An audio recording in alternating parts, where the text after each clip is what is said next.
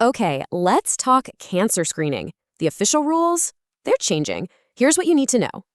This number, 45, is a huge deal now in preventative health. I'll show you why. It's because major health groups are updating everything based on brand new scientific data. The single biggest change is for colorectal cancer. The starting age has officially dropped to 45. And why the change? Because cancer rates in younger adults have literally doubled. That's a huge red flag. All right, now for breast cancer. There's another new number you really need to remember: 40. That's right. The recommendation is now for mammograms every 2 years, starting a decade earlier at 40. But here's where it gets a little tricky. Different authorities have slightly different takes on the timing. So we've covered age, but some screenings aren't just about the year you were born.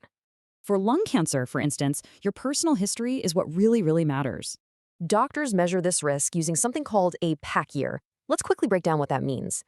So, if this chart describes you, then you qualify for this critical yearly screening.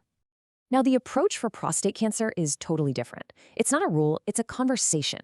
The key is to start that talk at 50 for average risk or 45 if you're high risk. It's also good to know when you can stop screening. For cervical cancer, that's typically around 65. But get this, about 20% of new cases actually happen in women older than that. We've been saying high risk a lot, so what does that actually mean for you?